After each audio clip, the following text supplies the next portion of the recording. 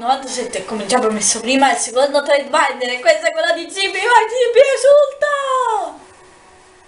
esulta! Vabbè. Comunque. Allora, cominciamo subito con 2 secret, ultimate che già deve dare, 3 ultra e 3 ultra.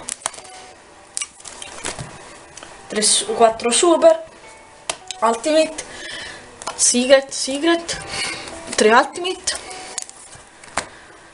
tutte ultra, continuano ultra, super, poi sono tutte ultra, poi super, secret che gli ho dato io e Mosaic Rare Obelisk. Poi questa pagina tutte secret, queste 4 sono ultimate, 3 ultra, tutte assalto praticamente. Questa pagina tutte ultra, anche queste tutte ultra. Poi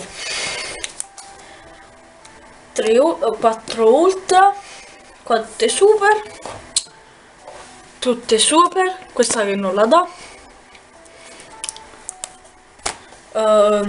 tutte super che non dà, tutte super con molte carte vere, tutte super anche questa non la dà,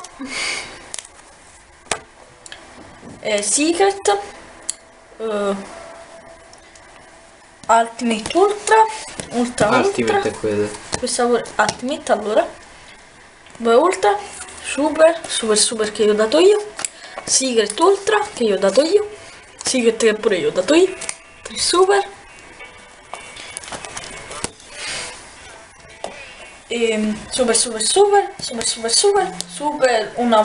uno gemma blu, ragazzi, questo tutti quanti cercavano. Una piccola base mermail, ultra, secret, rara, super e ultra. Questo fa parte della base mermail, se la prendete anche questo. E buio totale. Vi dirò io quando smette il buio totale, anche se lo vedrete anche voi.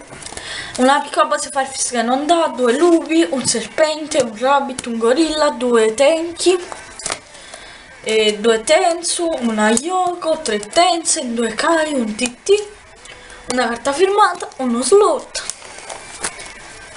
e una piccola base Fuji anche se la sua già l'ha data, common secret super che non dà e alcune common alla cazzo. Bene, questo qua è il trade di Zipi e anche per questo non esitate a chiedere e ciao a tutti.